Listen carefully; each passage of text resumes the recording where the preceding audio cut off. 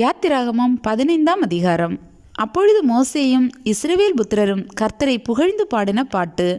கர்த்தரை பாடுவேன், அவர் மகிமையாய் வெற்றி சிறந்தார். குதிரையையும் குதிரை வீரனையும் கடலிலே தள்ளினார். கர்த்தர் என் பலனும் என் கீதமும் ஆனவர். அவர் எனக்கு இரட்சிப்புமானவர். அவரே என் தேவன். அவருக்கு வாசஸ்தலத்தை ஆயத்தம் பண்ணுவேன். அவரே என் தகப்பனுடைய தேவன். அவரை உயர்த்துவேன். கர்த்தரே யுத்தத்தில் வல்லவர். கர்த்தர் என்பது அவருடைய நாமம். பார்வோனின் ரதங்களையும் அவன் சேனைகளையும் சமுத்திரத்திலே தள்ளிவிட்டார். அவனுடைய பிரதான அதிபதிகள் சிவந்த சமுத்திரத்தில் அமிழ்ந்து போனார்கள். ஆழி அவர்களை மூடிக்கொண்டது.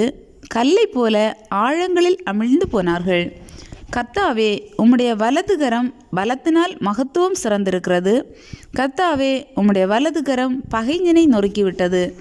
உமக்கு விரோதமாய் எழும்பினவர்களை உமது முக்கியத்தின் மகத்துவத்தினாலே நிர்மூலமாக்கினீர். உம்முடைய கோபாக்கினையை அனுப்பினீர். அது அவர்களை தாளடியைப் போல பட்சித்தது. உமது நாசியின் சுவாசத்தினால் ஜலம் குவிந்து நின்றது. வெள்ளம் குவியலாக நிமிர்ந்து நின்றது. ஆழமான ஜலம் நடுக்கடலிலே உறைந்து போயிற்று. தொடருவேன், பிடிப்பேன், கொள்ளையாடி பங்கிடுவேன். என் ஆசை அவர்களிடத்தில் திருப்தியாகும். என் பட்டயத்தை உருவுவேன். என் கை அவர்களை சங்கரிக்கும் என்று பகைஞன் சொன்னான். உம்முடைய காற்றை வீச பண்ணினீர். கடல் அவர்களை மூடிக்கொண்டது. திரளான தண்ணீர்களில் ஈயம் போன்று அமிழ்ந்து போனார்கள். கர்த்தாவே, தேவர்களில் உமக்கு ஒப்பானவர் யார்?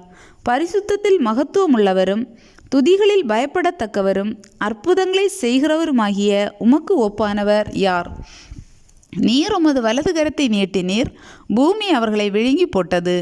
நீர் மீட்டு கொண்ட இந்த ஜனங்களை உமது கிருபையினாலே அழைத்து வந்தீர். உம்முடைய பரிசுத்த வாசஸ்தலத்துக்கு நேராக அவர்களை உமது பலத்தினால் வழி நடத்தினீர். ஜனங்கள் அதை கேட்டு தத்தளிப்பார்கள். பெலிஸ்தியாவின் குடிகளை திகில் பிடிக்கும். ஏதோமின் பிரபுக்கள் கலங்குவார்கள். மோவாபின் பராக்கிரமசாலிகளை நடுக்கம் பிடிக்கும். கானானின் குடிகள் யாவரும் கரைந்து போவார்கள். பயமும் திகிலும் அவர்கள் மேல் விழும். கர்த்தாவே, உமது ஜனங்கள் கடந்து போகும் வரையும், நீர் மீட்ட ஜனங்களை கடந்து போகும் வரையும் அவர்கள் உம்முடைய புயத்தின் மகத்துவத்தினால் கல்லை போல அசைவற்றிருப்பார்கள். நீர் அவர்களை கொண்டு போய் கர்த்தராகிய தேவரீர் வாசம் பண்ணுகிறதற்கு நியமித்த ஸ்தானமாகிய உம்முடைய சுதந்திரத்தின் பர்வதத்திலும் ஆண்டவராகிய தேவரீருடைய கரங்கள் ஸ்தாபித்த பரிசுத்த ஸ்தலத்திலும் அவர்களை நாட்டுவீர். கர்த்தர் சதா காலங்களாகிய என்றென்றைக்கும் ராஜரீகம் பண்ணுவார். பார்வோனின் குதிரைகள் அவனுடைய ரதங்களோடும் குதிரை வீரரோடும் சமுத்திரத்தில் பிரவேசித்தது. கர்த்தர் சமுத்திரத்தின் ஜலத்தை அவர்கள் மேல் திரும்ப பண்ணினார். இஸ்ரவேல் புத்திரரோ சமுத்திரத்தின் நடுவே வெட்டாந்தரையிலே நடந்து போனார்கள் என்று பாடினார்கள்.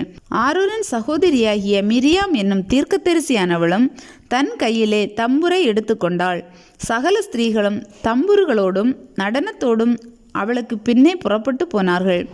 மிரியாம் அவர்களுக்கு பிரதிவசனமாக, கர்த்தரை பாடுவேன், அவர் மகிமையாய் வெற்றி சிறந்தார். குதிரையையும் குதிரை வீரரையும் கடலிலே தள்ளினார் என்று பாடினாள். பின்பு மோசே இஸ்ரவேல் ஜனங்களை சிவந்த சமுத்திரத்திலிருந்து பிரயாணப்படுத்தினான். அவர்கள் சூர் வனாந்திரத்துக்கு புறப்பட்டு போய் 3 நாள் வனாந்திரத்தில் தண்ணீர் கிடையாமல் நடந்தார்கள்.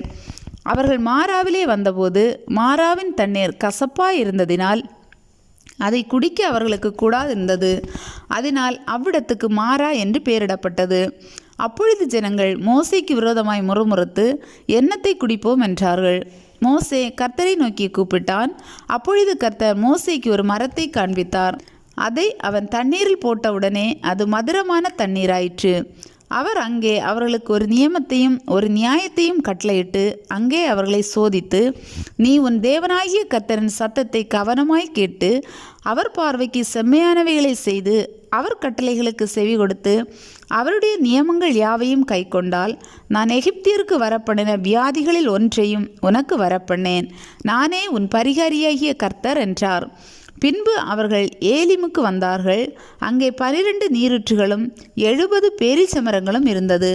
அங்கே தண்ணீர் அருகே பாளையமிறங்கினார்கள்.